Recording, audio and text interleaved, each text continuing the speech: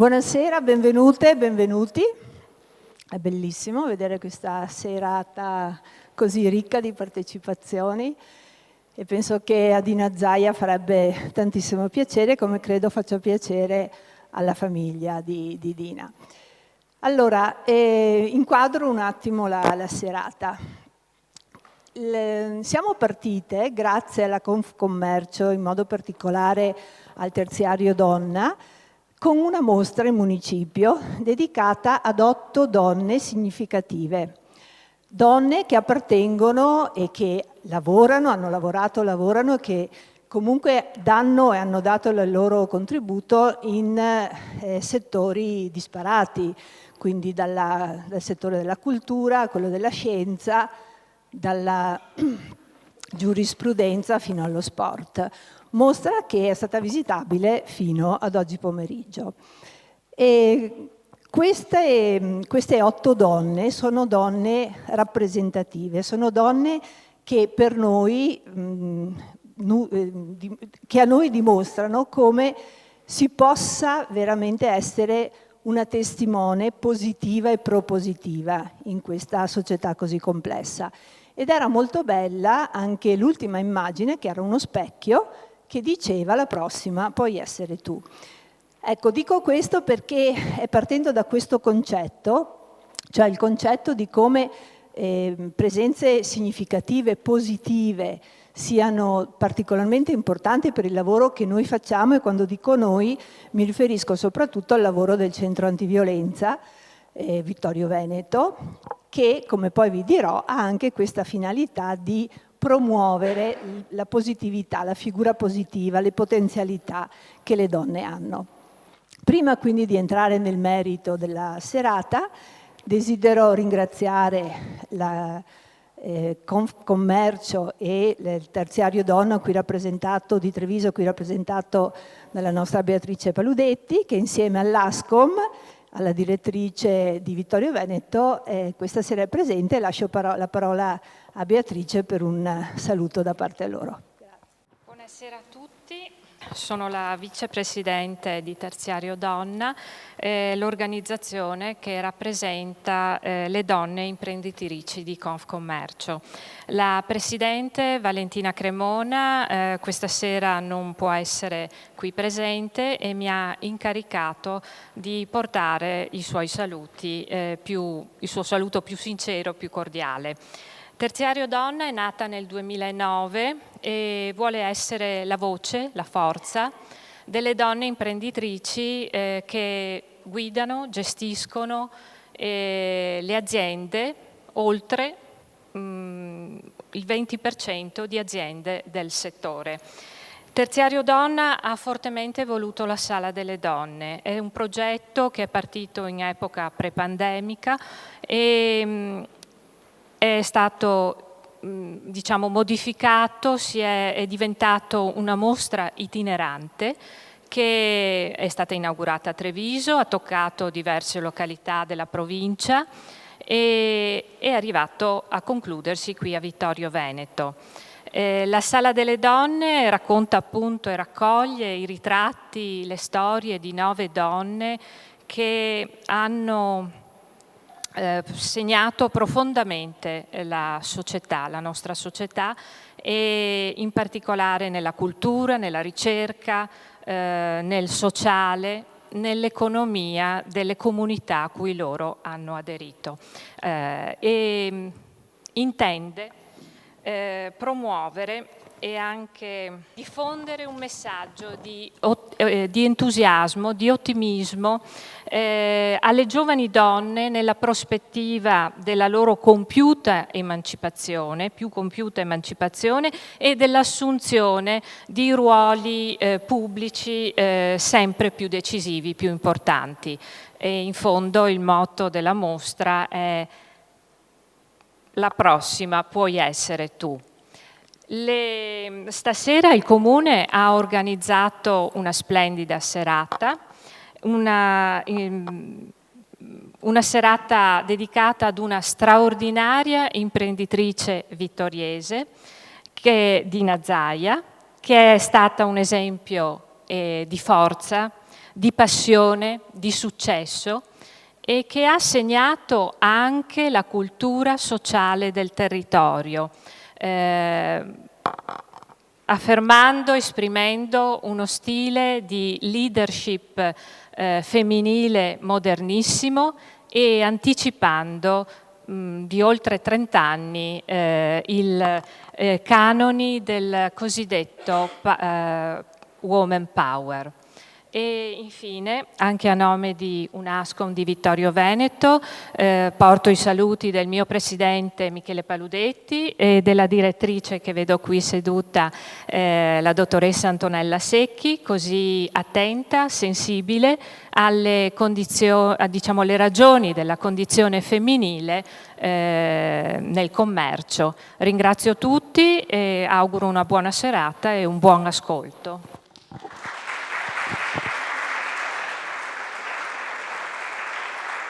Come vi dicevo, la serata viene organizzata dal CAV. Il CAV è il nostro centro antiviolenza. Il centro antiviolenza Vittorio Veneto ha sede sotto il municipio e offre i propri servizi, primi fra tutti appunto l'accoglienza e il supporto, l'accompagnamento a donne in difficoltà. Però nostra finalità è anche quella di far conoscere questo centro e di promuovere, come avviene questa sera, figure positive. Ecco, il nostro obiettivo è quello di aiutare un po' tutti, lavoriamo spesso anche con le scuole, quindi con le ragazze e poi via via, perché guardate, abbiamo una platea di persone che arrivano da noi che non pensate siano persone culturalmente povere, persone provenienti magari straniere, sono donne di tutti i ceti sociali, dalle professioniste alle casalinghe, dalle ragazze giovani fino alle nonne, purtroppo. Quindi il nostro obiettivo, quello che noi proviamo a fare è proprio quello di dare dei modelli positivi, far vedere che ci sono tante donne in tutte le situazioni che sono state capaci di essere forti, indipendenti e di essere anche coraggiose, perché anche Dina Zaia, vedremo, è stata particolarmente coraggiosa negli anni in cui ha vissuto, l'ha detto bene anche Beatrice prima, quindi donne di riferimento, modelli positivi. Questo è il motivo per cui abbiamo, ringraziamo Confcommercio per aver portato questa bella mostra a Vittorio Veneto, e questo è il motivo, è il punto di partenza da cui abbiamo cominciato a pensare che cosa proporre noi a conclusione della mostra.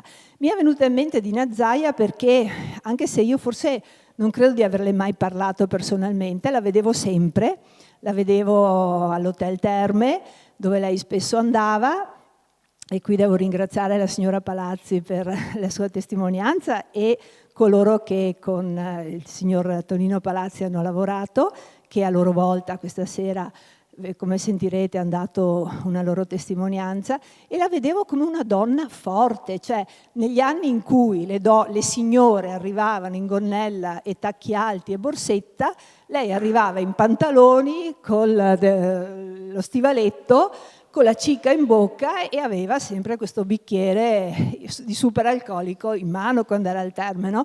Quindi chiaramente anche per noi ragazzine era una figura dirompente, era una figura diversa da quella che erano le nostre mamme e le signore che ci circondavano.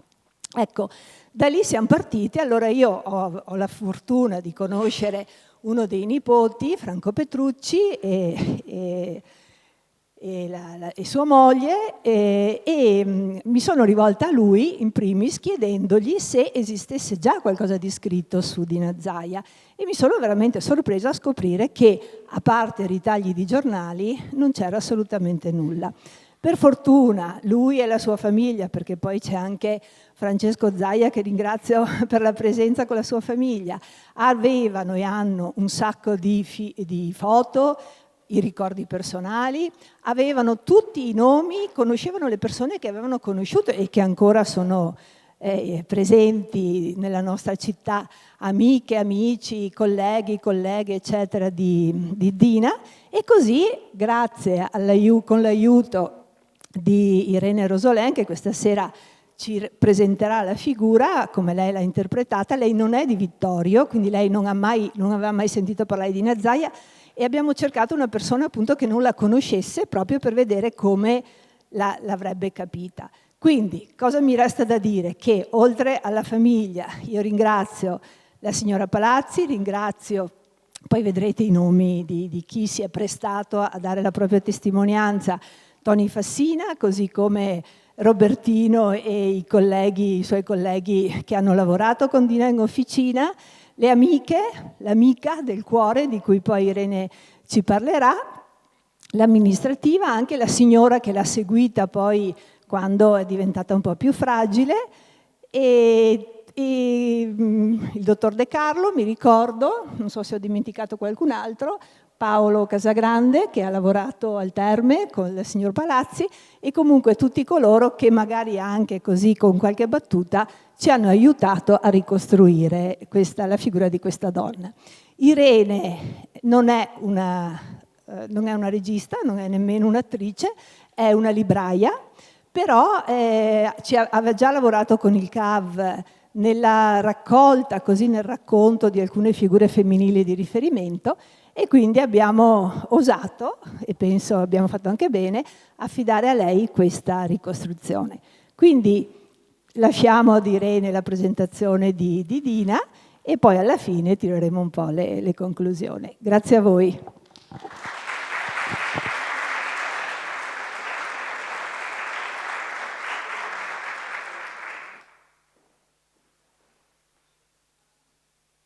Buonasera a tutti e a tutte, grazie per essere qui. Allora, al momento faccio la libraia, e faccio la libraia perché mi piacciono le storie. Mi piace leggere le storie, guardare le storie, ascoltare le storie, cercare le storie. A ognuno di voi, a ognuna di voi, piacciono le storie, ne sono certa. Ci sarà chi le legge nei libri, chi le ascolta dai vicini di casa o dai nonni, chi le guarda al cinema, chi le condivide con gli amici e le amiche, chi le tiene nascoste, chi le cerca nelle canzoni e chi le trova nello sport.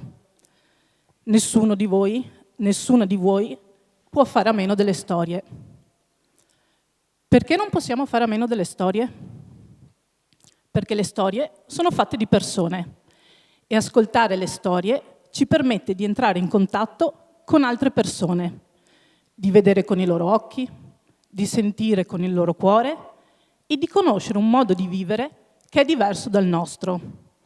Soprattutto, entrare in contatto con le altre persone ci permette, per contrasto o per affinità, di scoprire qualcosa di più di noi stessi, di noi stesse. In un modo o nell'altro siamo tutti collegati. Oggi nel mondo quante persone siamo? Più o meno 8 miliardi. E ognuno di noi quante persone conosce o anche solo incontra nel corso della propria vita? Rispetto alla popolazione mondiale, una percentuale davvero irrisoria. E cos'ha in comune un abitante di un piccolo villaggio della Namibia con un abitante di una delle isole delle Faroe? Probabilmente poco, se non nulla. Eppure io sono fermamente convinta che tutti noi, tutte noi, siamo in qualche modo collegati, come se fossimo un unico grande essere umano che occupa il pianeta Terra, come se ogni singola persona fosse un pezzo di un puzzle. Ogni pezzo di un puzzle può agganciarsi perfettamente solamente con altri 2, 3 o 4 pezzi, non di più.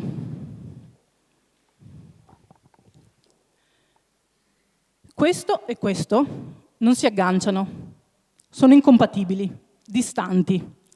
Eppure, alla fine, grazie a questi, anche loro in qualche modo saranno uniti, collegati.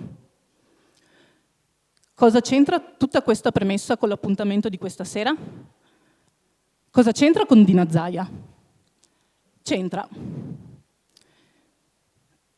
Come già avete sentito, io non ho mai conosciuto Dina Zaia, anzi, Ad essere totalmente sincera, non sapevo nemmeno che fosse esistita fino a un paio di mesi fa, quando l'assessora Antonella Caldart me ne ha parlato. Eppure, ora mi sembra di conoscerla. Mi sento in qualche modo legata a lei e anche grata. E questo è stato possibile grazie alle persone che hanno avuto la fortuna di conoscerla e frequentarla e che si sono rese disponibili a incontrarmi per raccontarmi qualcosa di lei. Ognuna di queste persone mi ha regalato un racconto, un pezzo del puzzle, ognuna diverso dall'altro, tutti simili certo, ma ognuno con una punta o una concavità diverse, ognuno con colori e sfumature diversi. E ogni pezzo donato mi ha permesso di creare il puzzle, di ricostruire il ritratto di Dina Zaia. Una donna intelligente, austera, intransigente, precisa, ma anche appassionata, onesta, godereccia, divertente. Allora, adesso cominciamo. Vi faccio prima vedere un assaggio del percorso che mi ha portato fino a questa serata, per farvi vedere come è stata costruita.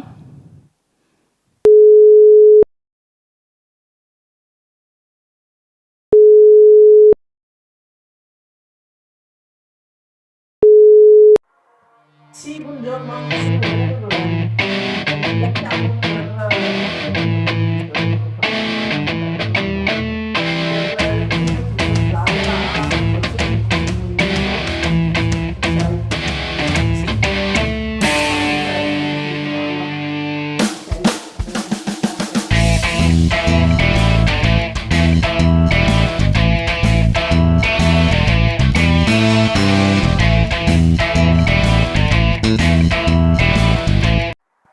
Sono a Vittorio Veneto, ai piedi di Sant'Augusta, e tra pochi minuti incontrerò la prima fonte che inizierà a raccontarmi qualcosa di Dina.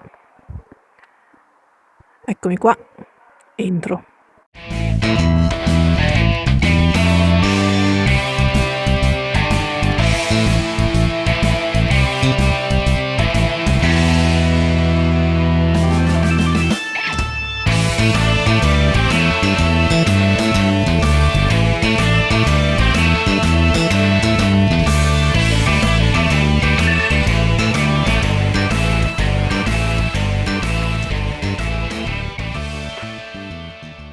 Allora, qua inizia il Viale della Vittoria, che poi si sviluppa fino in fondo. Qui invece ha inizio via Cavour e alle mie spalle, adesso mi giro, c'è l'immobile in cui aveva sede la concessionaria, quando si trovava appunto in via Cavour.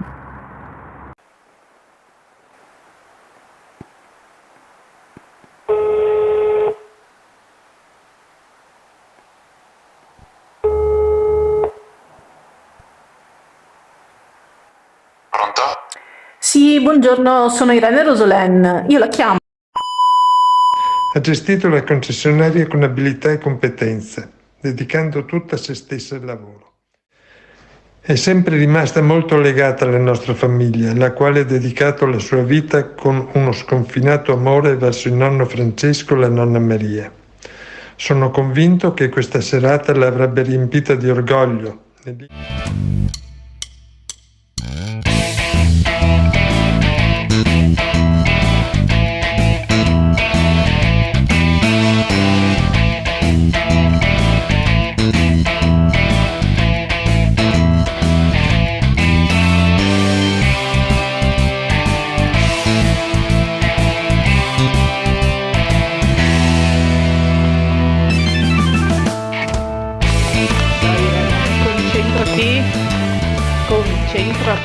Concentrati!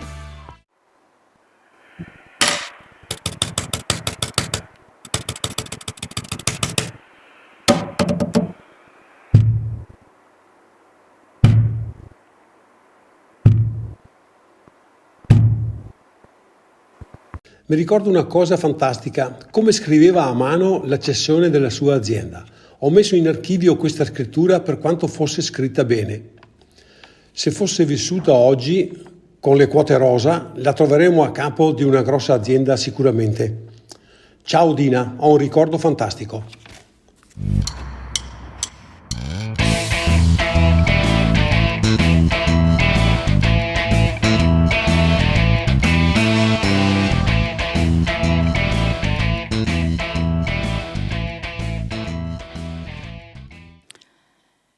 Nel 1919 a Vittorio Veneto fa la comparsa la SIAV, Società Industrie Automobili di Vittorio Veneto.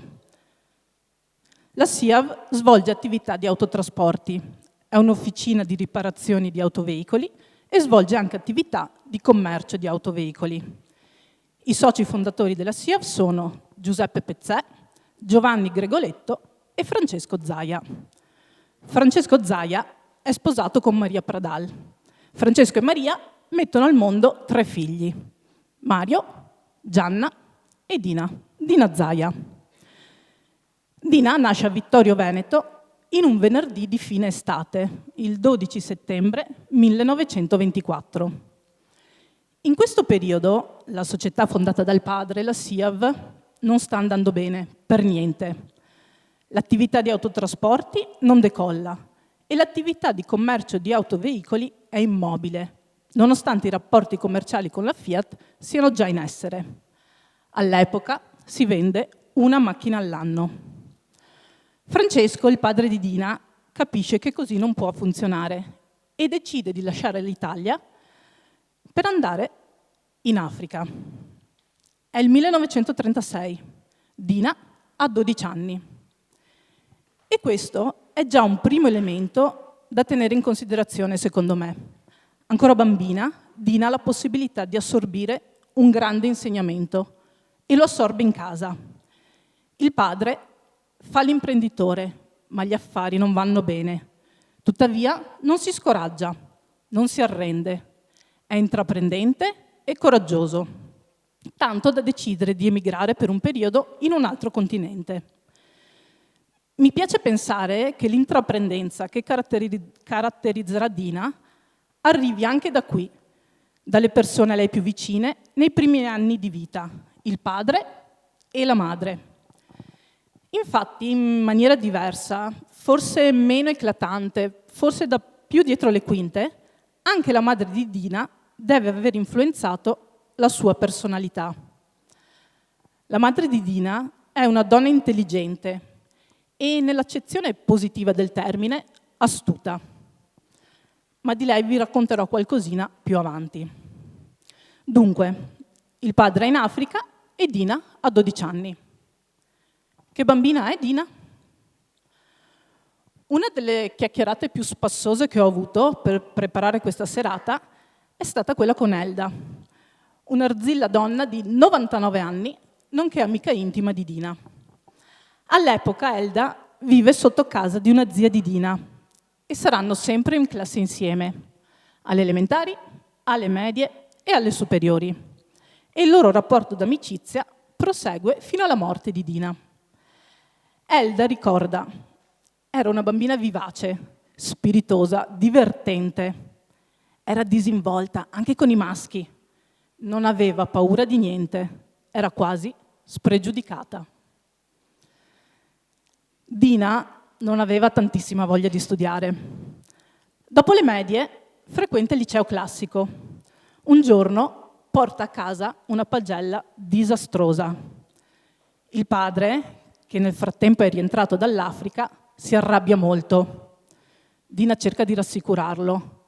Papà, non ti preoccupare, sarò promossa. Nonostante ciò, il padre la mette in punizione, chiudendola in soffitta per 3 mesi. Durante quel periodo è prevista la gita scolastica, alla quale Dina, a causa della punizione, non avrebbe partecipato. Ed ecco qui un primo assaggio di com'è la madre. La madre si impietosisce e, di nascosto dal padre e contro la sua volontà, la fa uscire per salutare i compagni e le compagne di classe in partenza. Al termine di questo anno scolastico, o forse di un altro, qui i ricordi delle fonti non sono proprio nitidi, Dina viene rimandata in 2 materie, in storia e in un'altra, probabilmente greco. Durante l'estate Dina studia, ma studia solo una materia. Decide di non studiare storia, non se ne preoccupa minimamente. Arriva il giorno dell'esame di recupero. Si presenta davanti alla commissione e gli insegnanti iniziano a interrogarla, partendo dall'altra materia. Domanda, risposta, domanda, risposta, domanda, risposta. Fila tutto liscio. Dina è preparata, ha studiato. Così le dicono, bene, ora passiamo all'altra materia, a storia. A quel punto Dina, con totale disinvoltura e senza tentennamenti, esclama: come l'altra materia? Come storia? Io avevo solo una materia da recuperare. Eccezionale. Così l'hanno rimandata a casa, dicendole di aprire il libro di storia e di tornare il mattino seguente. Alla fine l'hanno promosso, ovviamente. Da questo episodio si capisce di che pasta è fatta Dina, fin da giovanissima, sicura di sé, intraprendente e capace di assumere un rischio. Tutte caratteristiche che un domani sfrutterà nella sua vita da imprenditrice. Ora torniamo a seguire la linea del tempo. Dicevo, il padre di Dina, dopo aver fatto fortuna in Africa, era tornato in Italia e la SIAV, la società che aveva fondato, inizia a decollare. Si chiama SIAV, ma di fatto per tutti è la concessionaria Fiat di Vittorio Veneto. Tra l'altro, una delle prime su tutto il territorio nazionale. Apro una piccola parentesi per una piccola curiosità. Inizialmente non si chiamava concessionaria, ma commissionaria, perché la Fiat consegnava i veicoli e pretendeva il pagamento, la commissione appunto, solamente nel momento in cui un veicolo veniva venduto, non prima. Successivamente la Fiat cambia approccio e tutte le commissionarie diventano concessionarie. La Fiat consegna loro i veicoli solamente se vengono pagati immediatamente, a prescindere dal fatto che poi vengono venduti o meno. Chiusa parentesi. Nel frattempo Dina consegue la maturità classica e decide di non iscriversi all'università, ma di andare a lavorare nella concessionaria del padre in via Cavour. Dina ha circa 19 anni e la seconda guerra mondiale sta per finire. Qui arriva un'altra breve digressione per raccontarvi un secondo aneddoto che aiuta a intuire com'è la madre di Dina. In questo periodo storico è comune che quasi ogni casa abbia un proprio orto, un cortile, un giardino, qualche gallina, forse qualche coniglio.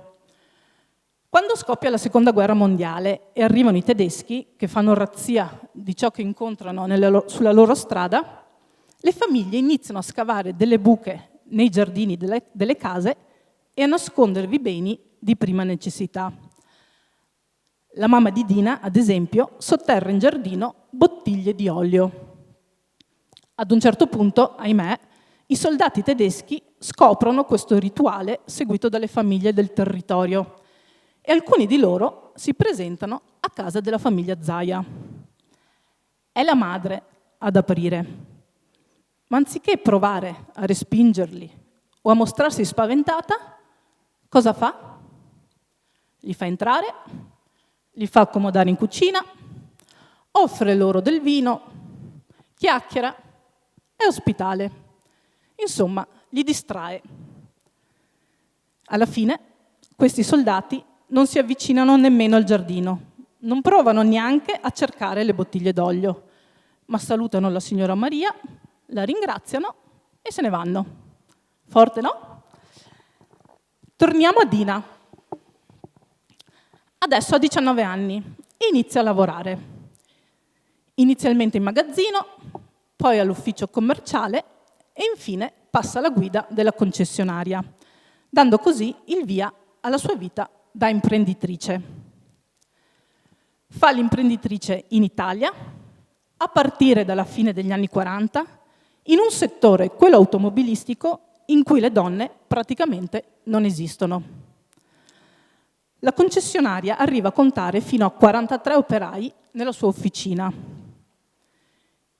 Dina si confronta quotidianamente con loro, impartisce loro ordini, si fa rispettare, si guadagna la loro fiducia. I suoi clienti sono privati, ma soprattutto agricoltori e camionisti. E i camionisti sono i suoi preferiti. Il camionista è il cliente più facile perché ha sempre le idee chiare, dice Dina. Il camionista è un vero e proprio tecnico, sa perfettamente cosa chiedere e la trattativa con lui è sempre simpatica. Se da ragazzina indossava ancora le gonne e portava i capelli lunghi, adesso Dina è come chi l'ha conosciuta se la ricorda. Capelli corti, pantaloni dritti con piega davanti e dietro, stivaletti tacco 5 e sigaretta in bocca, Muratti bianche o Rothmans. Estremamente precisa e scrupolosa, sa il fatto suo, sa dove vuole arrivare e come arrivarci. La sua presenza si fa sentire. Non è una donna alta o grossa, ma state sicuri che quando entra in una stanza la si sente, anche se non parla. Forse è lo sguardo, forse è la forza della sua personalità. Sta di fatto che se ti trovi nelle sue vicinanze, capisci immediatamente che lei è la locomotiva di testa e tu un semplice vagone. È un'ottima venditrice, è pratica e sa come far quadrare i conti. Ha voglia di fare e vuole che le cose vengano fatte bene, sempre. Le piace dare ordini, anche in famiglia.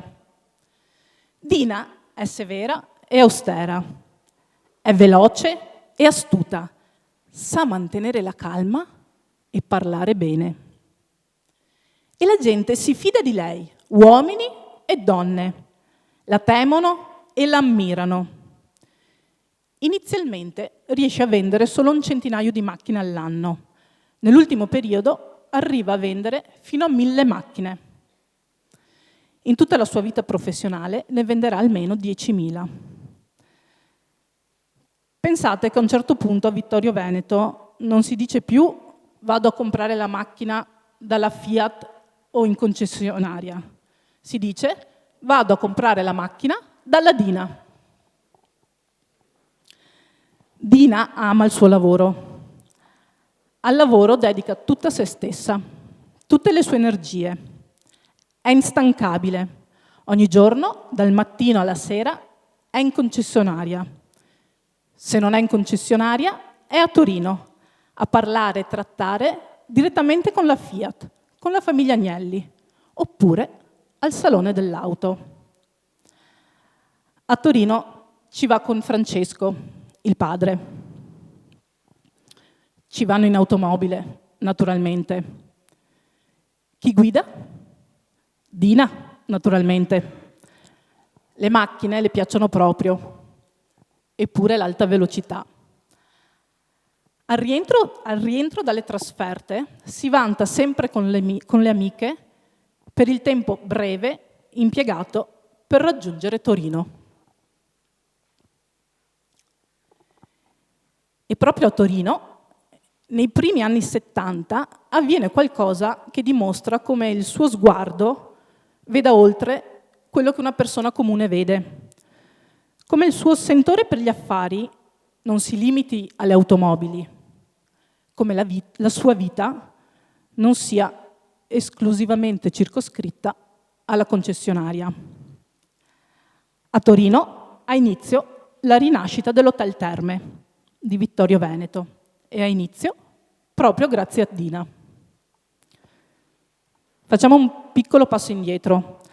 L'Hotel Terme esiste già a Vittorio Veneto da diversi anni, poi viene chiuso, dovremmo essere attorno agli anni 60, e insieme a tutto lo stabile in cui è inserito viene demolito e poi restaurato.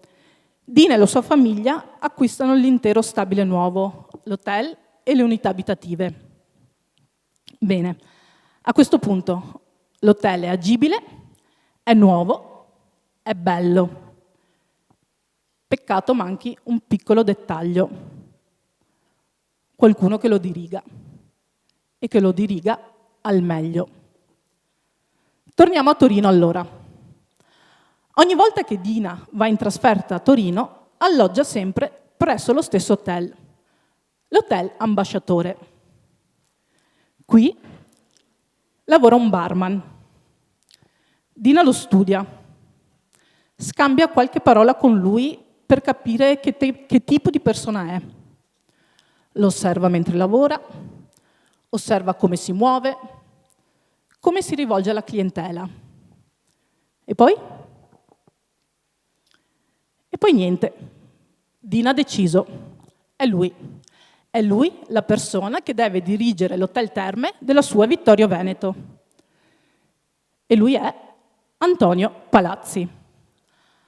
Antonio Palazzi, che qui a Vittorio Veneto verrà ribattezzato Tonino Palazzi. Così Dina comincia a corteggiarlo, professionalmente si intende. Inizialmente Tonino Palazzi tentenna, è indeciso. Alla fine accetta l'offerta e si trasferisce a Vittorio Veneto. Nel 1974 l'Hotel Terme riapre e grazie alla professionalità, alle competenze e alle intuizioni di Tonino Palazzi diventa un punto di riferimento nel territorio per moltissimi anni. All'Hotel Terme Dina trascorre diverse serate con gli amici, le amiche e organizza anche numerose cene di lavoro. E anche in questo contesto porta con sé la sua precisione e la sua cura per il dettaglio. Ha le idee chiare, vuole del buon cibo, vuole del buon vino e vuole che tutto sia perfetto per i suoi ospiti. Ai ragazzi che lavorano al bar a volte regala qualche consiglio, sorseggiando un martini o un negroni con il suo amato pomodoro condito. La frase che spesso ripete loro è questa: mi raccomando ragazzi, quando dovete ricordarvi di fare qualcosa, scrivetevelo, appuntatevelo da qualche parte. Solamente così potrete risparmiare energia mentale per lavorare. Ve la siete segnata? Un giorno potreste aver bisogno di sembrare persone sagge e potrebbe ritornarvi utile. Allora, oltre ad essere a capo della concessionaria Fiat di Vittorio Veneto, oltre ad aver avuto il merito di far rifiorire l'Hotel Terme, Dina decide anche di dare impulso allo sviluppo urbanistico della sua città e fa costruire 2 complessi condominiali, il Serenissima e il San Marco. Settore automobilistico, settore alberghiero, settore immobiliare. Vede, agisce, ottiene. Riuscite a vedere la grandezza di questa donna? La velocità con cui il suo cervello lavora, le opportunità che individua quando le altre persone ancora brancolano nel buio, il coraggio di provarci. Adesso faccio riposare un po' la mia voce e vi faccio vedere qualche foto di Dina e della sua famiglia, quindi facciamo un tuffo nel passato.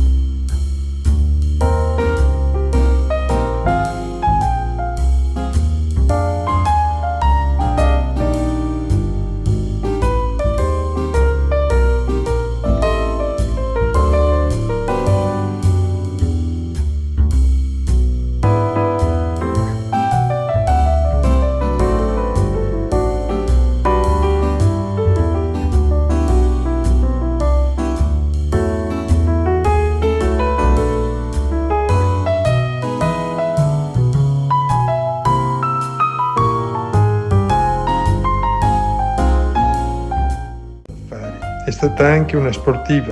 Da giovane ha partecipato a numerosi tornei di tennis. In età matura si è appassionata al golf.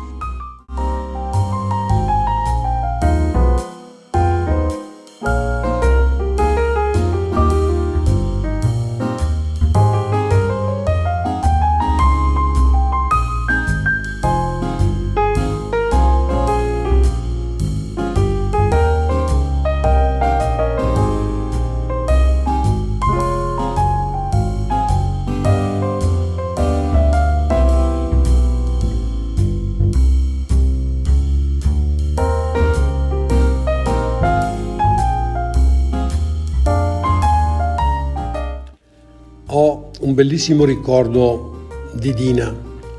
L'ho conosciuta nel lontano 82. Ho avuto l'impressione di dover trattare con la cessione della Zaia con un imprenditore vero, molto preparato.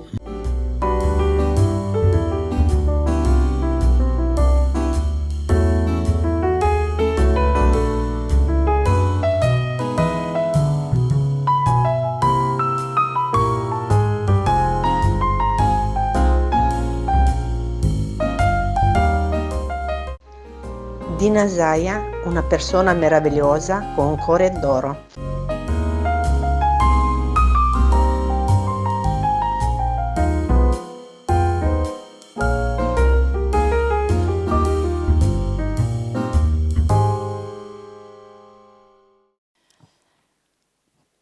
Se mi fermassi qui avrei già molto, e anche voi credo. Il puzzle ricostruito con i racconti ricevuti fino ad ora ci hanno restituito il ritratto di una persona da ammirare per quanto è riuscita ad ottenere, e a maggior ragione per esserci riuscita da donna in quel periodo storico, in quel settore.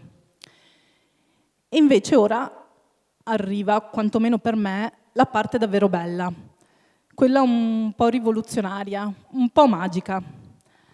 Arriva la parte di Dina, l'essere umano. Prima però vi sorbite una piccola riflessione personale.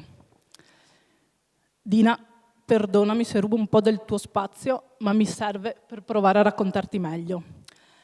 Allora, io ho una grossa difficoltà a tenere distinta la professione che una persona fa dalla persona che è. Mi spiego meglio. Se tu fai l'avvocata e la fai in maniera eccellente, vinci tutte le cause che si possono vincere. Sai perfettamente come muoverti nei tribunali e nelle cancellerie. Sai districarti alla perfezione tra le maglie della legge italiana. Scrivi degli atti tecnicamente e linguisticamente impeccabili, eccetera, eccetera, eccetera. Poi insulti i tuoi collaboratori e le tue collaboratrici. Sei irrispettosa nei confronti delle persone in generale. Sei sleale nei confronti dei tuoi colleghi e delle tue colleghe. Utilizzi stratagemmi illeciti. Sei arrogante. Butti le carte delle caramelle per strada. Insomma, se sei una brutta persona, per quanto mi riguarda, tutto quello che ottieni a livello professionale non vale niente e non riesco a nutrire alcun tipo di simpatia, di stima o di interesse nei tuoi confronti. Non mi piaci come persona, non mi piaci come professionista. E purtroppo non riesco a nascondere la cosa, la si nota proprio. Bene, quando ho iniziato a raccogliere le prime testimonianze su Dina, ero terrorizzata, sul serio. I primissimi aggettivi che ogni singola persona pronunciava erano austera, severa, intransigente, rigida, e poi aggiungevano: le piaceva comandare, sapeva il fatto suo, era brava a vendere. Allora ho iniziato a preoccuparmi. Miseria.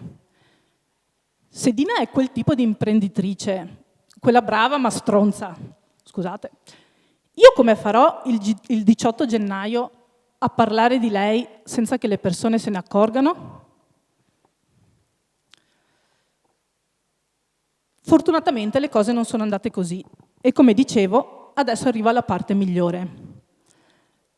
Quando le persone con cui ho chiacchierato iniziavano a sciogliersi un po', a sentirsi un po' più a loro agio e a far riaffiorare il loro ricordo di Dina liberamente, senza pensare a quello che credevano io volessi ascoltare e senza pensare alla cosa giusta da dire. In quel momento sono riuscita a vedere Dina nella sua interezza. In quel momento mi sono innamorata di lei. I volti di quelle persone si illuminavano, gli occhi brillavano, il sorriso si allargava e la voce suonava in parte dolce e in parte divertita. Che fosse un familiare, un consulente che la supportava per le questioni fiscali, un'amica o un dipendente della concessionaria, il ricordo che hanno di lei, della persona, coincide. Adesso, visto che ho esordito parlandovi di puzzle, continuiamo a seguire questo filo conduttore. Man mano che vi svelo un pezzo della persona di Dina, prenderò un pezzo di questo puzzle e lo incollerò qui. E alla fine, pezzo per pezzo, il ritratto sarà completo. Preparo gli strumenti. Dunque, com'è Dina, la persona? Dina è onesta e rispettosa, con tutti e con tutte, conoscenti, amiche, dipendenti e familiari. Dina ha una sorella e un fratello, ma è l'unica a lavorare in concessionaria. Nonostante ciò, ripartisce gli utili sempre in parti uguali, una per sé, una per la sorella e una per il fratello. Nonostante il suo aspetto granitico, sa farsi voler bene. E questo è un mio pensiero, sa farsi volere bene perché vuole bene alle persone. Quindi le persone se ne accorgono. Dina è accogliente. Sì, accogliente. Due diverse persone, un uomo e una donna, che l'hanno conosciuta in due contesti e in due periodi diversi, mi hanno detto la stessa frase. Mi trattava come un figlio. Mi ha accolta come una figlia. Con i nipoti, i figli del fratello Mario e della sorella Gianna, e con i bambini in generale, è affettuosissima. Pensate che in occasione della nascita del nipote Franco gli scrive una lunga lettera, estremamente dettagliata ed estremamente tenera, a tratti dai toni romantici quasi ottocenteschi. È una lettera che non ti verrebbe da attribuire a lei. Eppure, tenete a mente il dettaglio della scrittura e delle lettere, perché poi ritornerà. A proposito di bambini, Dina non ha avuto figli, così come non si è mai sposata. Per quale motivo? Le persone a cui l'ho chiesto mi hanno dato risposte diverse. Dina non si è sposata e non ha voluto figli per scelta. Non voleva rinunciare alla sua libertà e al suo lavoro. Credo che Dina sentisse il desiderio di maternità, ma non ha trovato la persona giusta. Dina ha avuto diversi flirt, ma le storie finivano perché lei aveva sempre il sospetto che gli uomini la volessero frequentare perché interessati ai suoi soldi e non a lei. Sono tutte ipotesi, sono tutte supposizioni che queste persone fanno in base a come loro hanno conosciuto Dina, a come loro hanno interpretato alcune sue affermazioni o in base a come hanno letto alcuni suoi atteggiamenti. Non essendoci più Dina, alla quale porre la domanda, non avremo mai la risposta. O forse la risposta è proprio questa. Non c'è una risposta, un'unica risposta. Ci sono più risposte e potrebbero essere tutte vere. D'altronde, noi esseri umani per natura non siamo statici, immobili, ci modifichiamo. La persona che io ero a 20 anni è diversa dalla persona che io sono oggi. Alle stesse domande che mi sono state poste a 20 anni, Oggi probabilmente do risposte diverse rispetto a quelle che ho dato allora. Metto il primo pezzo.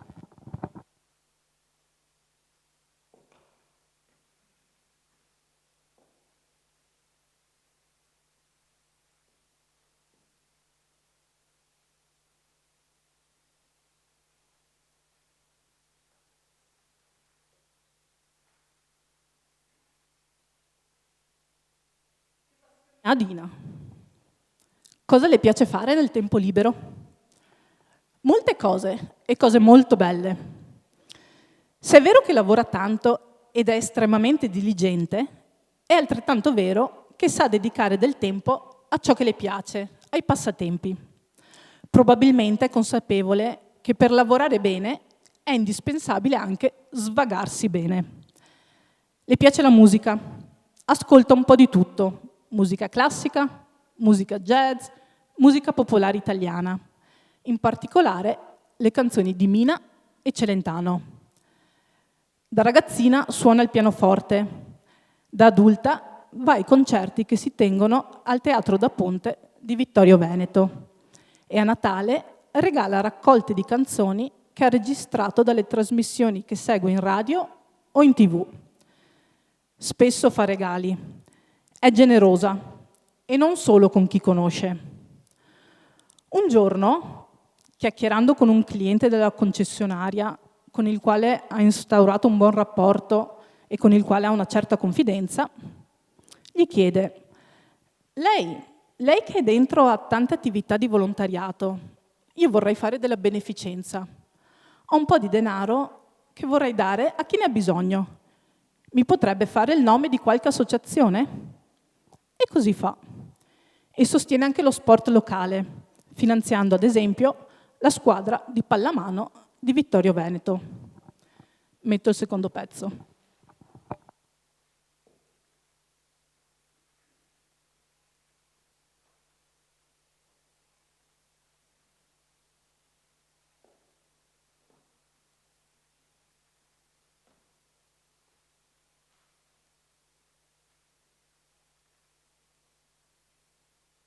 Grande appassionata di sport.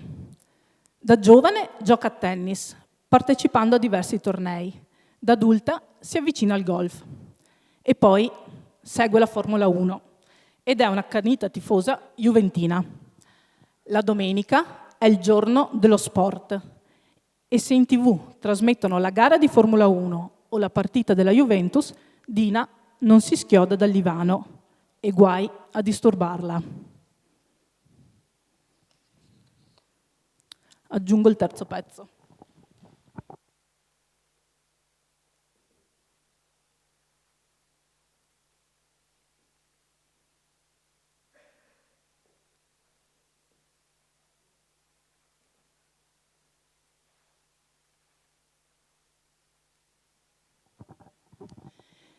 Viaggia molto, non solo per lavoro. Durante il mese di agosto, Dina può staccare la spina dalla concessionaria per qualche giorno o qualche settimana. Lei e le 3 amiche fidate vanno di qua e vanno di là. È Dina a organizzare e pianificare ogni viaggio, quasi sempre in automobile, ed è Dina che guida, sempre. Ogni volta che partono per uno dei loro viaggi, Dina porta anche una scatola con i medicinali per assistere le amiche in caso di necessità. Metodica e previdente anche durante le vacanze. Queste 4 amiche vanno a Roma, vanno a Napoli, vanno in Sicilia. Riuscite a immaginare la portata anticipatoria di tutto ciò? Anni 50, 4 donne, 4 amiche, in vacanza, da sole, alla guida di un'automobile. È un'immagine meravigliosa. Oggi è la normalità, allora no. Un'estate arrivano addirittura fino a Londra. A Londra si parla inglese. E allora cosa si fa? Prima di partire non si prepara solo la valigia, non si pianificano solo le cose da visitare, si studia anche l'inglese. E così fanno. Dina e le amiche, da sole, si mettono a studiare inglese. Metto il quarto pezzo.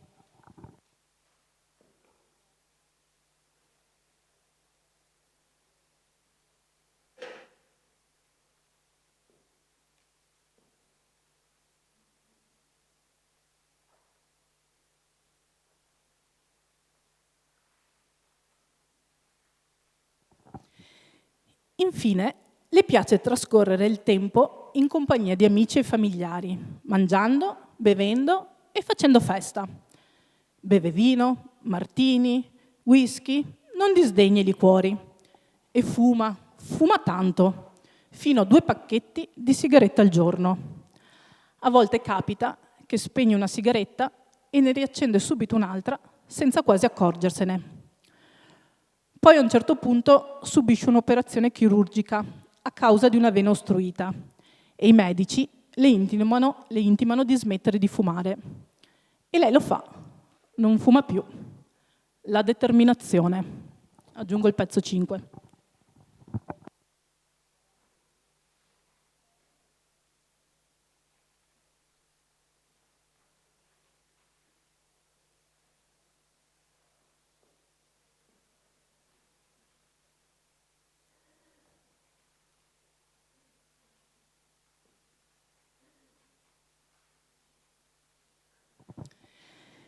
Intanto il tempo passa e arriva il momento di allontanarsi dalla sua concessionaria, dopo averla guidata per ben 39 anni. È il 1982 e Dina cede la concessionaria ad Antonio Fassina, detto Tony. E qui ritorna il tema della scrittura.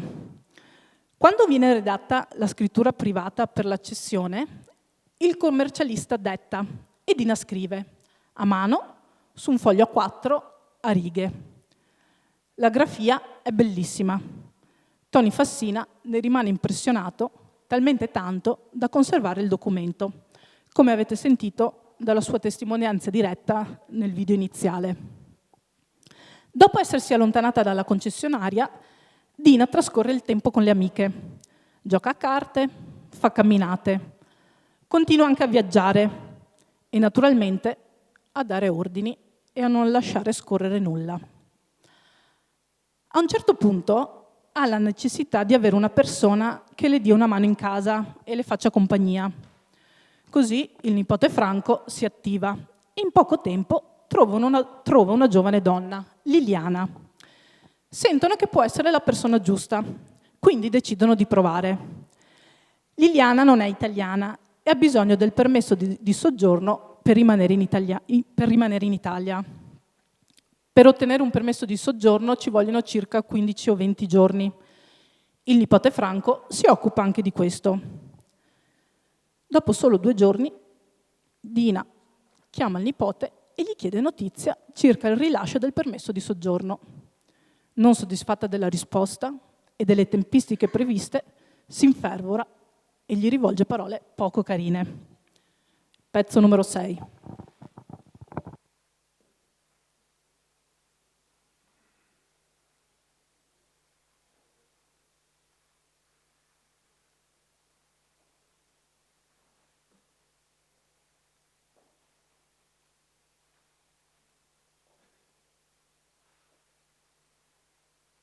Poco, i pezzi sono 8. Quando Liliana finalmente arriva in casa, Dina la accoglie con queste parole. Se non impari l'italiano in 2 settimane, tu non lavorerai più qui. Liliana impara l'italiano e si affeziona a Dina. Ancora oggi, quando pensa a lei, si commuove. Mi ha dato tante lezioni di vita. Era professionale, severa, ma soprattutto onesta e sincera. Anche Liliana rimane colpita dal modo di scrivere di Dina, dalla professionalità con la quale redige le lettere. In questo caso si riferisce a una lettera che Dina scrive e invia a Silvio Berlusconi per convincerlo a costruire il traforo di Sant'Augusta in modo da preservare Serravalle e la sua viabilità. Pezzo numero 7.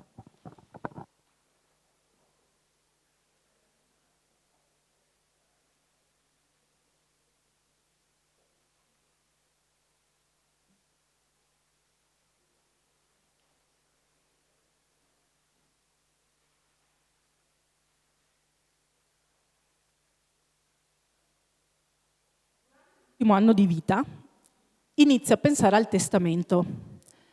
Ne parla spesso con l'amica Elda, quella dei mitici viaggi. Dina le confida che impiegherà tantissimo tempo a scrivere il proprio testamento, perché vuole elencare ogni singolo pezzo di sua proprietà e indicare la persona a cui dovrà essere consegnato. Metodica, precisa e puntuale fino all'ultimo. Beh, vi aspettavate qualcosa di diverso? Io no. Dina muore il 13 agosto 2004. A settembre avrebbe compiuto 80 anni. E qui il puzzle si completa.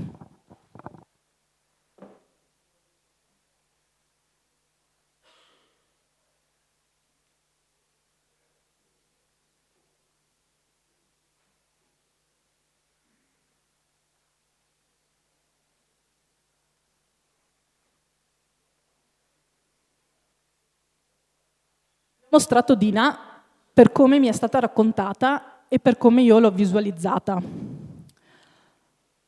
Ho scelto questa foto perché è la mia preferita. Qui lei è ancora giovane, ma è già lei. Pantaloni, gambe divaricate e ben ancorate al terreno, mani in tasca, il sorriso e quello sguardo.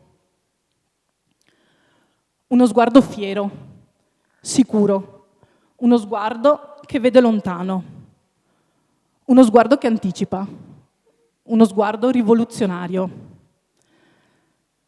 Una delle frasi che mi hanno ripetuto più spesso è stata: le piaceva fare quello che facevano gli uomini.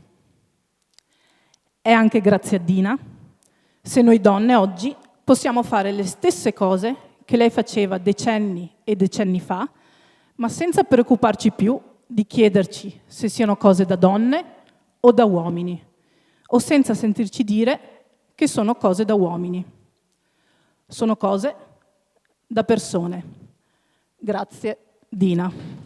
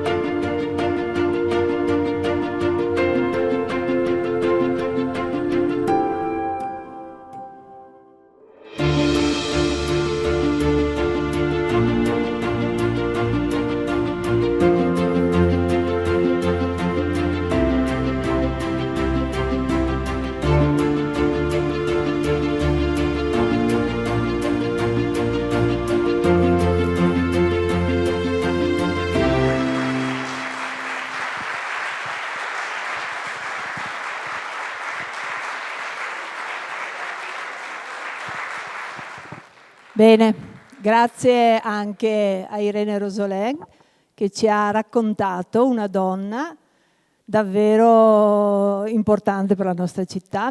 Abbiamo pensato, prima di scegliere Dina Zaia, quale altra imprenditrice ma anche donna forte potesse essere raccontata questa sera, ma non ce ne sono venute in mente tante. E penso che Irene sia riuscita a cogliere alcune caratteristiche. Penso poi che ciascuno di noi si sia ritrovato per quella parte per cui la conosceva. Noi lasciamo questa registrazione disponibile per tutti sui canali YouTube del Comune e ringraziamo la Tenda TV per la registrazione, e la Tenda tra l'altro trasmetterà nei prossimi giorni anche il video sistemato per bene, che poi consegneremo alla famiglia. Di nuovo grazie a Franco Petrucci, a Francesco Zaia, a Elisa e a tutta la famiglia. E se ci saranno e se ci sono anche altri ricordi che voi questa sera avete ritrovato nel vostro ripensare a Dina Zaia, penso che comunque la famiglia sarebbe contenta di avere ulteriori testimonianze, e chissà che un giorno qualcuno riesca anche a metterli insieme in una forma anche scritta che poi può rimanere a beneficio di tutti. Grazie a tutti voi per essere qui e concluderei davvero con un applauso alla nostra Dina Zai. La famiglia Francesco Zaia ci dà un saluto finale. Buonasera a tutti, la partecipazione della cittadinanza onora ovviamente la famiglia e onora Dina. Grazie al Comune, grazie all'assessore Caldarte e Irene Rosolén per questo bel ricordo di mia zia, e grazie a tutti per la partecipazione. Grazie.